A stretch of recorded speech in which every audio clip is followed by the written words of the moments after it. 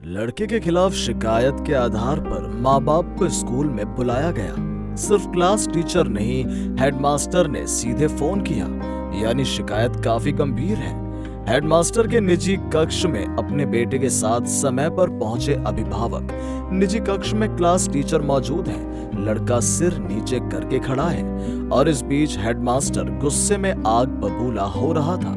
Seat लेने के लिए कुछ सेकंड बाद हेडमास्टर ने कड़वी निगाहों से लड़के की ओर देखा और माता पिता से कहा, अपने बेटे को अच्छे कपड़े पहनाकर तो भेज दिया, लेकिन उसने शिष्टाचार के बारे में कुछ भी नहीं सीखा है। पिता ने माँ की ओर देखा और कांपते स्वर में कहा, सर, हमारे बेटे ने क्या किया है? जवाब में हेडमास्टर ने कहा, क्या नहीं किया है वो बताइए।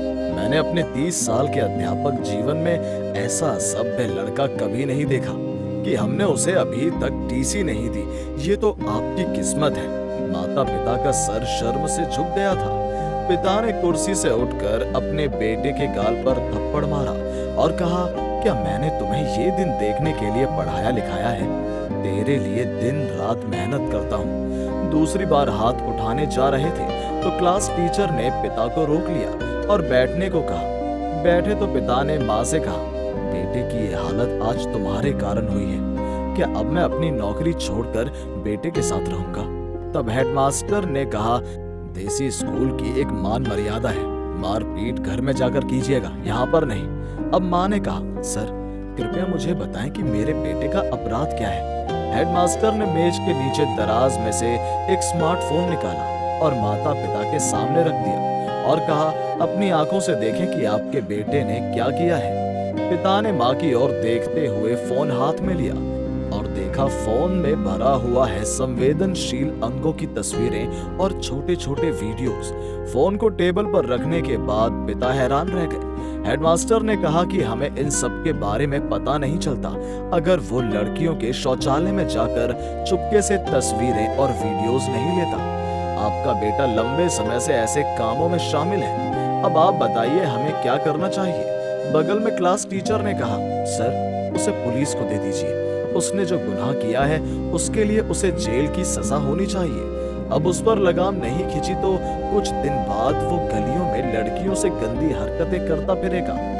लड़का चुपचाप सब कुछ सुन रहा था। फिर लड़के ने कहा, सर, आपने मेरे फोन मेरे पिता को माता को दिखा दिया, अब अपना फोन सर को दिखाइए। क्लास टीचर ने चौंक कर कहा, मैं अपना फोन हेडमास्टर को क्यों दिखाऊं? उस समय पिता ने कहा, ये सब क्या हो रहा है शकील? बदतमीजी की एक हद होती है। लड़के ने अपने पिता की बातों पर ध्यान दिए बिना कहा, सर, अगर आपका फोन प्राइवेट है तो क्या मेरा फोन पब्लिक प्रॉपर्टी है? इतना कहकर शकील ने हेड सर से कहा, सर, आप उनका फोन चेक कर सकते हैं, तभी सब कुछ समझ में आ जाएगा। संजीव साहब, शकील क्या कह रहा है? मुझे अपना फोन दीजिए, देखते हैं आपने वहां क्या रखा है। संजीव सर ने कहा, सर, ये क्या है? यहाँ हम शकील की शिकायत कर रहे हैं, बीच में मैं कहां से आ गया? मुझे कुछ समझ नहीं आ रहा। शकील के माता पिता भी कुछ समझ नहीं पा रहे थे वास्तव में यहाँ क्या हो रहा है। उस समय हेड सर ने एक ठोर भाषा में संजीव सर से कहा, मैंने आपसे आपका फोन मांगा है, वो दीजिए। संजीव सर के माथे से पसीना निकलने लगा था। वो अपनी जेब में हाथ डालते हैं और फिर अपना फोन निकालते हैं। हेड सर ने अब बहुत सख्ती से कहा, आप अपना फोन मुझे देंगे या नहीं? अब संजीव सर ने शकील को और कड़ी निगाहों से देखा और अपना फोन निकालकर हेड सर को थमा दिया। हेड सर ने फोन लिया और फोन का पासवर्ड देने को कहा। संजीव ने कहा, सर, मुझे पासवर्ड याद नहीं है। हेड सर ने कहा कि किस तरह की बात है, आपका फोन है और आपको पासवर्ड ही याद नहीं? उस समय शकील ने कहा, सर, 321533 फोन का पासवर्ड है। हेड सर ने जैसे ही ये कोड दिया, संजीव सर का फोन जादू की तरह खुल गया। जब उसने फोन गैलरी खोली तो संजीव सर का असली खजाना। क्लास में बैठे बैठे संजीव सर लड़कियों की तरह तरह की संवेदनशील तस्वीरें और वीडियो बनाते हैं।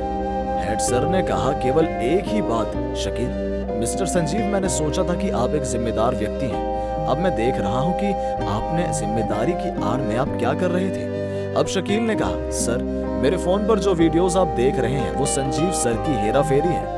एक दिन जब मैं अपने स्कूल की दूसरी मंजिल से गुजर रहा था, मैंने देखा कि सर लड़कियों के शौचालय के बाहर आ रहे हैं। उस दिन से सर मेरे पीछे पड़े हैं। मैं आपसे शिकायत करना चाहता था, इसीलिए पहले उन्होंने मेरा फोन ले लिया और फिर ये सब किया। सिर्फ यही नहीं सर, उन्होंने मुझे स्कूल से निकाल देने की धमकी भी दी। मैं ये बातें घर पर किसी से नहीं कह सकता था सर। और मेरे शिष्टाचार के बारे में आपने बाबा को शिकायत की। अब आप बताइए, आपके शिष्टाचार के बारे में मेरे मम्मी पापा कैसे बताएंगे? आप मुझे जेल में डालने वाले थे ना, पर अब आपके साथ क्या किया जाए? स्कूली शिक्षक बच्चों के भविष्य का निर्माण करते हैं, और अगर इन कारीगरों में संजीव जैसे शिल्पकार हैं, तो हमारे बच्चे उनसे क्या सीखेंगे? अगर शकील के पास उपस्थित बुद्धि नहीं होती तो उसे बेवजह स्कूल से निकाल दिया जाता, अपने मम्मी पापा की नजरों से भी गिर जाना पड़ता। आपको क्या लगता है संजीव जैसे लोगों को क्या करना चाहिए?